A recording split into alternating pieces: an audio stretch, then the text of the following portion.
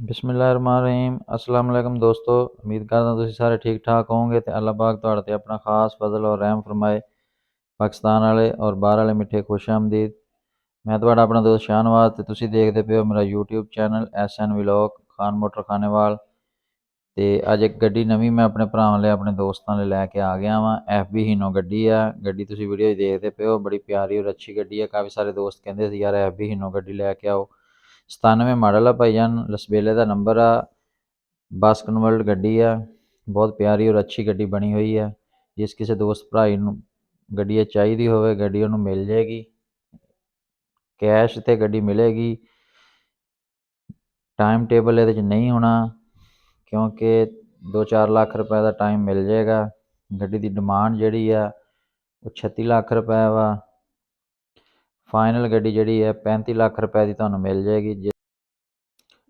दूसरी गड्डी भाईजान तुहाडे वास्ते जिहड़ी तुहानूं चैक करा रहे हैं, ये हीनो 7C गड्डी है, 1992 मॉडल। 1992 मॉडल, लसबेले का नंबर, पाकिस्तान 2002 का कोटा। 7C टर्बो गड्डी है, 14 व्हीलर हीनो, बड़ी प्यारी और अच्छी गड्डी है। 40,000 लीटर का टैंक है, 14 व्हीलर गड्डी है, 14 की ट्राली है।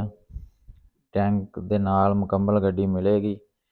जिस किसी दोस्त भाई नूं गड्डी चाहिदी होवे साडे नाल राबता करके गड्डी लै सकदा।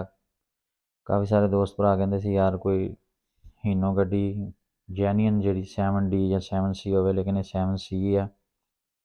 इंजन स्टैंडर्ड दी आवाज़ आ, गेयर हिस्सा ट्राई ते तुसीं चैक कर सकदे गड्डी दा, साफ सुथरा वा। बाकी गड्डी वीडियो तुसीं देखदे पे हो, बड़ी प्यारी और अच्छी गड्डी है। ते इस तो इलावा भी किसी दोस्त भरा ने कोई गड्डी लैनी होवे ते साडे नाल राबता कर सकदा वा। नंबर वीडियो च मैं अपना दे दूँगा, उस नंबर ते WhatsApp ते तुसीं मैसेज करके कोई भी गलबात पुछनी होवे पुछ सकदे। ते गड्डी दा मॉडल कोटा तुहानूं दस दित्ता वा। ब्रेक गड्डी दी जिहड़ी आ वो भी SG दी आ।